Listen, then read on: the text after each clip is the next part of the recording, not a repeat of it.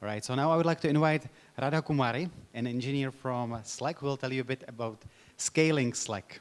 So please welcome Radha Kumari.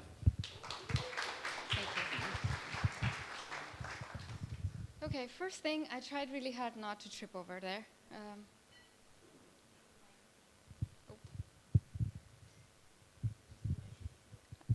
Okay, sorry. Thank you. So, hi everyone, good evening. This is the last talk. I promise this will get over fast. So let's get started. Here's the agenda. I'm going to roughly go through what Slack uses for server discovery, how has the journey been, and I'm sorry, but I don't really see the full slide in here.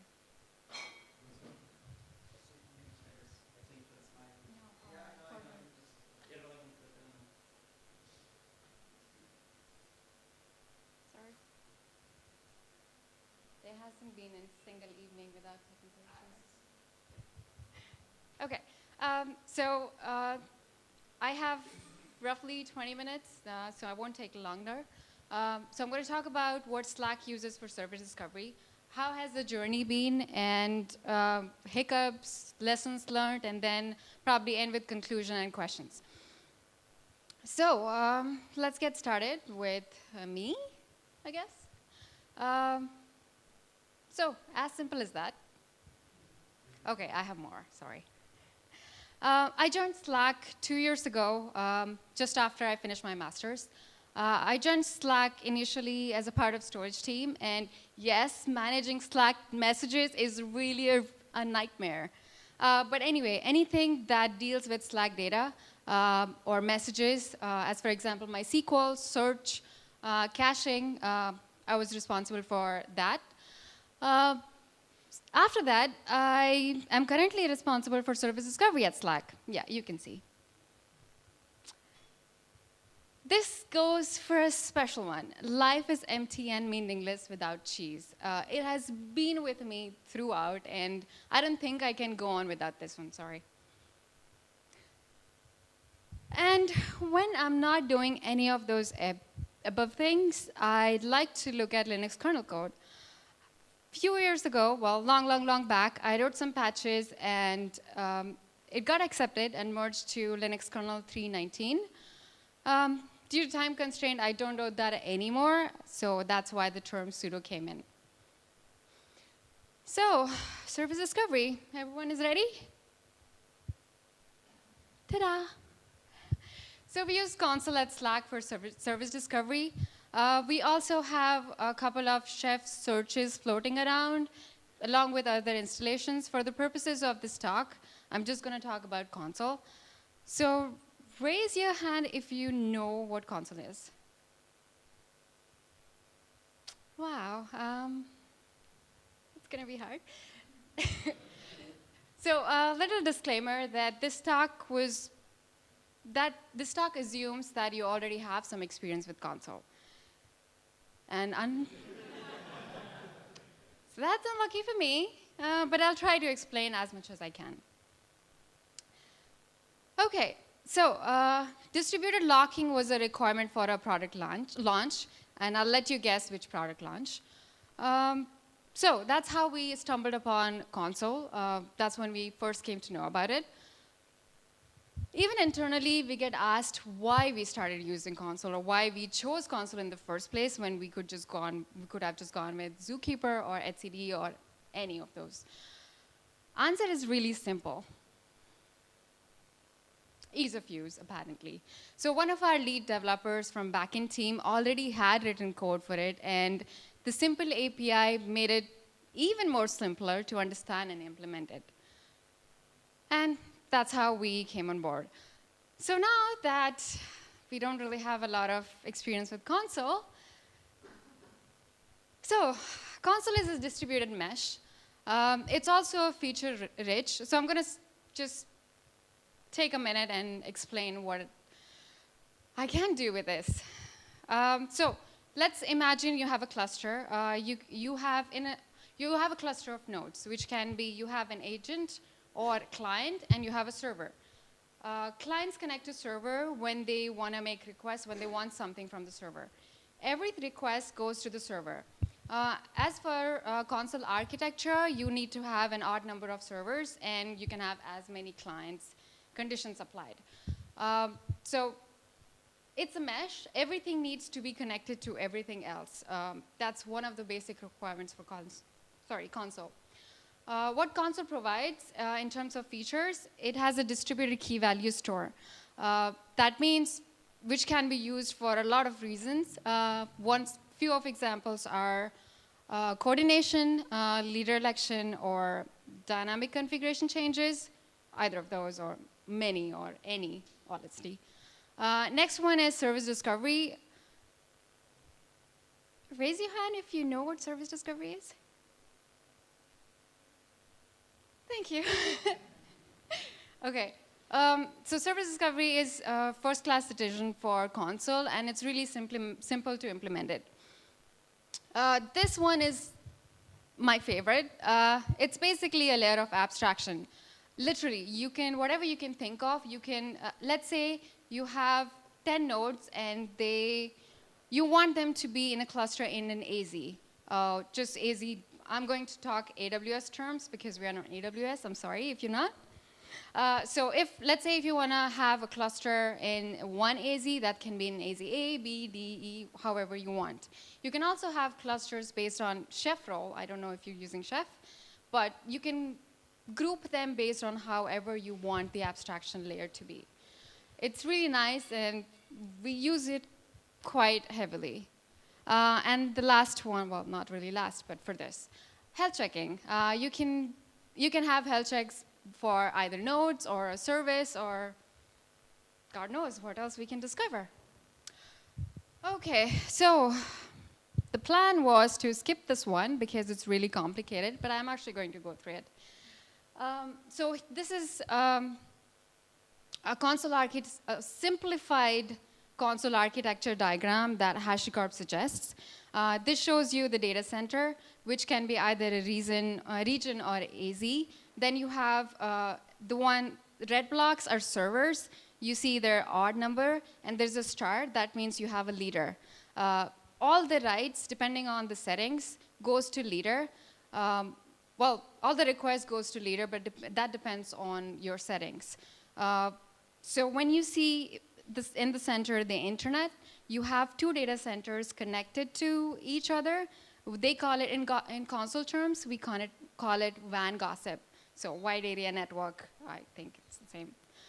Anyway, so HashiCorp suggests that we go through this architecture because it's really simplified. I think it's really complicated. Okay, so is everyone still with me? Okay, that's a good sign. So it all started in June 2016. Doesn't feel that long, honestly. So we started with a dev cluster. We started with M3 medium instance type, which has basically 5 gigs of memory and 1 CPU. We had a cluster running within a week, so I think it wasn't too hard. It was okay, mostly. It was pretty smooth. We didn't see any problems. Once we had the cluster, we wanted to test it. Our backend team was really excited to have things up and running as soon as possible. So we threw in some services which were accessing catalog, and some were doing KV locks. Okay, now I need to think about how I'm going to explain service catalog. Who here are familiar with service catalog? Now I'm afraid of asking that. Oh, not too bad. Okay, gives me some hope. Fine. So we started, we threw in some services, and some of them were accessing service catalog. That means they were checking which services. So you have a set of nodes. They all register a particular services. Let's say you have a node for images. They are called image 1, 2, 3 to 10. Now all these image hosts, they register a service, let's say foobar.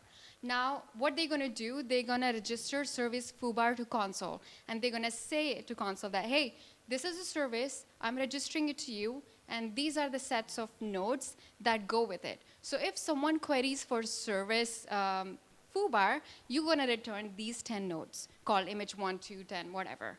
So That's the basic understanding. And that's how we started, actually. It all just worked magically. So, December 2016, we moved to Prague, and at this point, everything was rainbows and unicorns. Magic again. 1 year later, looks like we loved console, and we loved throwing nodes at it. So we had 2,000 nodes in the prod cluster. Our prod servers were also on M3X large instance type, so they have 15 gigs of memory and 4 CPU cores, which was okay to start with, actually. Now, this one is a bit different. So when you start an application or service, capacity planning goes without saying. Normal people do think about capacity planning, but we completely forgot about it for more than a year. Even at this point, I don't think we realized that this was something important. Happens. So, December 2017, we continued to show our love to console. We had 3,000 nodes in the cluster. We also had 2 console outages within a week. I'm going to take a deep breath before I go into them. So, let's talk about first one. Maybe a bit of background first. So, HashiCorp documentation does not really say what can be the limit for a cluster, what can actually bring a cluster down, what can actually help it. There are some performance parameters they introduced after a year, but before that, I don't think there was anything. So this one, so we wanted to add extra 100 nodes to the cluster. What we did, we started scaling it up. After halfway through, we realized that we did not really have a leader anymore. We checked the state of the leader, and we realized that leader was completely pegged on CPU and super busy. Now, needless to say, we do have a lot of services in this cluster, which some of them are responsible for core functionalities of Slack. So things didn't really work out for a while. The problem with this was we didn't really have a smooth leader transition. That means we took about 2 minutes to actually get a successful leader election, which is not really common when it comes to console, because leader election should take roughly 5 to 10 seconds, but it took us minutes. And we did have some of our Slack features running in degraded mode. The interesting part was, even though we saw signs of console being more CPU intensive or more CPU bound, we decided to actually upgrade our servers to R4s, which gives you more memory, but still the 4 cores. It doesn't give you any extra CPU. Decisions and reasons. Now, this one was actually funny. There was no logic to it, honestly. But anyone aware of Raft multiplier? Okay. So this is one of the key parameters how console is configured. Raft multiplier is basically an integer multiplier that controls how long console is going to take to detect leader failures. So basically, if a cluster is leaderless, depending on the mode, nothing is working. None of the queries are getting its response. Raft multiplier basically controls that feature. What it does is, by default, you have least timeout for 500 milliseconds. That means if the leader does not talk to any of the followers for 500 milliseconds, followers think that there is no leader and they're going to start another leader election. We kind of fucked up in here. We got ourselves out of it pretty quickly, but TLDR is, this wasn't supposed to happen. We could have planned a bit better on this one. Okay, so March 2018, Now we have 4,500 nodes in that cluster. Okay, I think this is going to be a fun one. I'm going to explain what I mean by gossip. Okay, before that, anyone aware of what gossip is?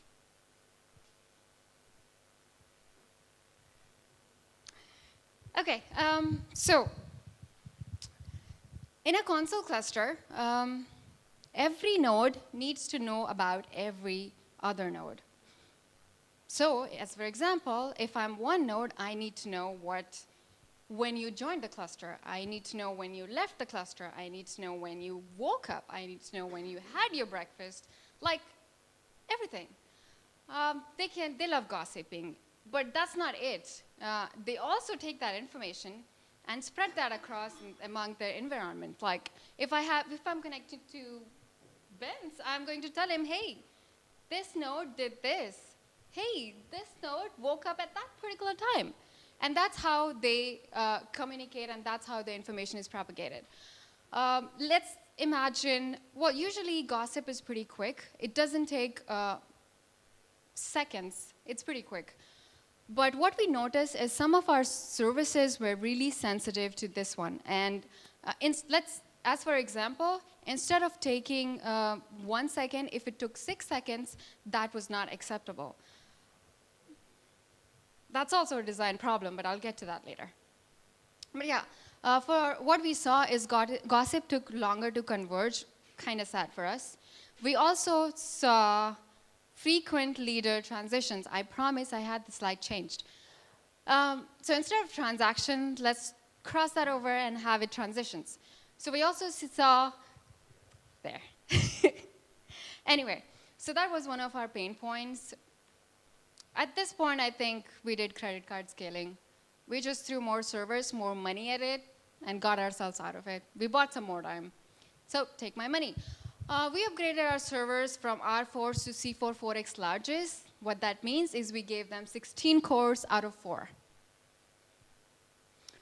So this is a simplified graph of how our console infrastructure works. Well, it's designed. So you see top circles, they're all console clusters in our edge regions. And the one below is default, which is in US East, where all of data is stored. What I mean by that is when I say 4,000 node cluster, they all go into default. Okay, so we bought more time. We wanted to figure out how and what we're going to do after. Because, you know, Slack is growing faster. We need to be able to scale. Now, new month, new requirement. So we had another business requirement that we needed to add 5,000 more nodes to console. Because why not? Now, we were already seeing problems with the default cluster.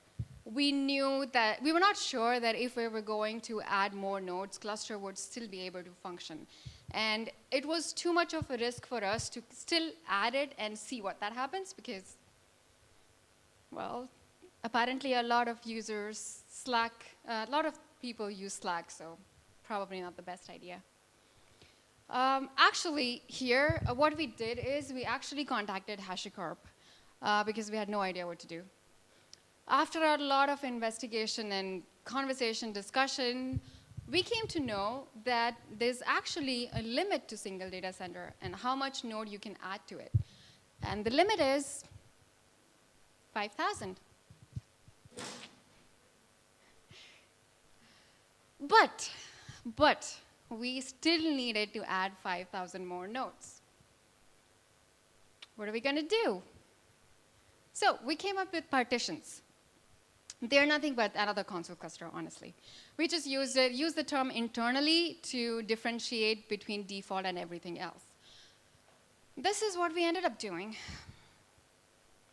You still have the edge regions, you still have default, but there are different partitions. So what we did is we took all those 5,000 nodes, we grouped them based on how much they needed to talk to each other, based on which role they needed to be in, based on what service catalog, based on KV or whatever you could point them. We just wanted to minimize the cross-DC talk. We grouped them all together and gave them a separate cluster. We also joined them with default in case they needed to access that data. It worked for most parts. Now, so this is the present. We have over 5,000 nodes in a single data center. We don't really have enough room for the existing services to scale. Just to give you an idea on how much scale I'm talking about, we have 9,000 liter transactions. Sorry. We have 9,000 liter transactions per minute. And the top service for RPC request is 3,000 per minute. That's just one service. I'm going to let you imagine how much we actually do, because I cannot disclose that number. Okay, over the last month and a half, we have had a few incidents because of that. We had a few hiccups, and we decided something.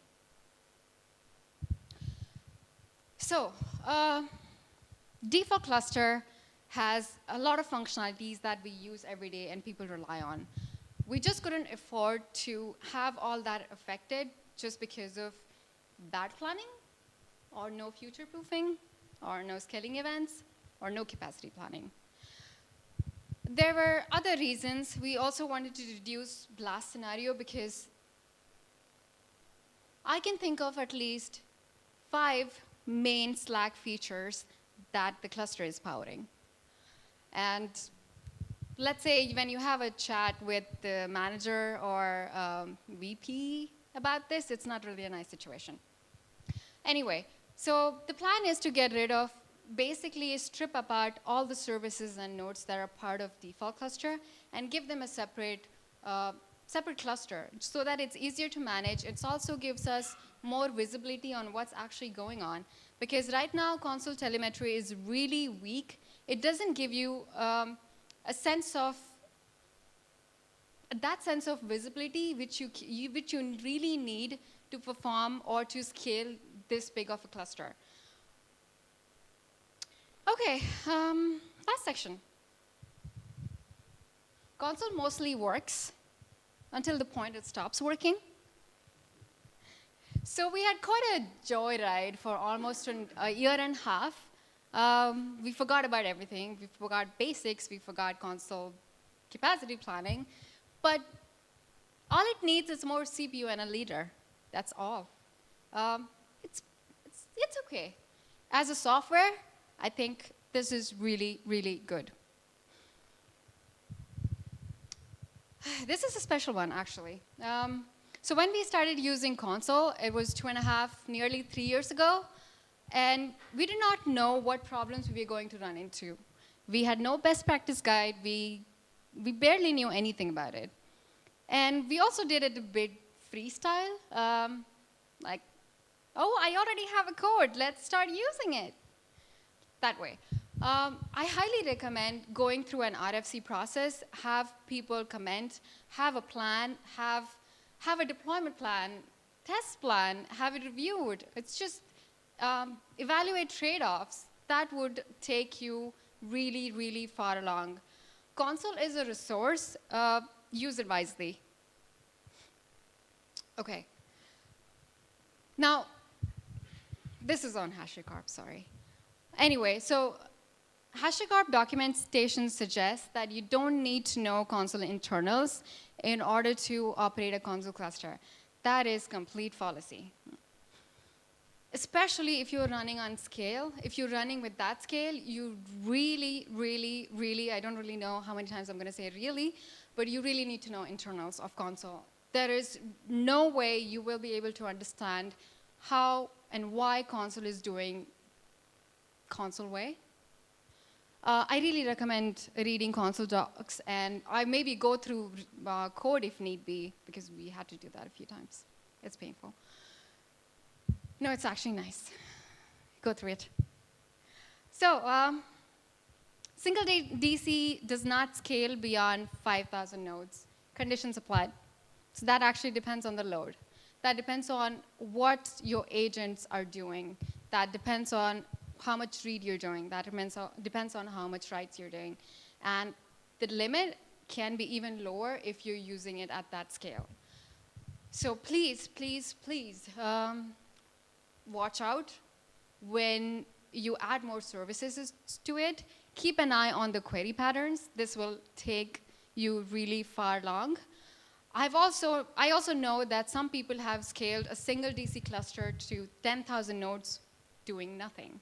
So you decide what you want to do. You want to make them do some things or just nothing.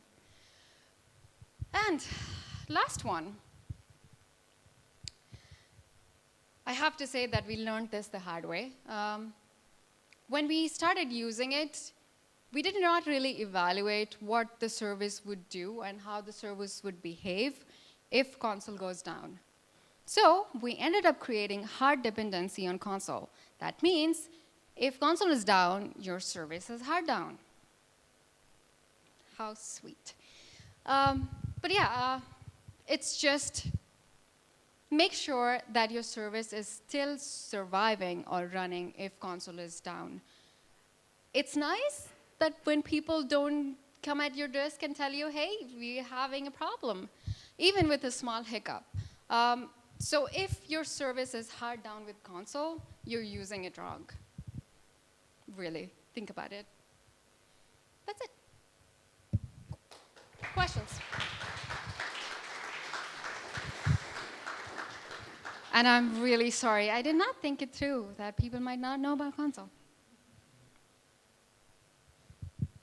Yes? Do you think that if you went with Zookeeper or some alternative, it would scale better? So the question is, sorry. Oh, yeah. So the question is, if we had gone with Zookeeper or something else, would the situation be better? I'm not sure, actually. It's about the use case. It's the way you use the technology. It's not about, if you know how to use it, you can scale literally to whatever level you want to. Or if you need to, you can just contribute and twist it to your needs. Yeah, sorry.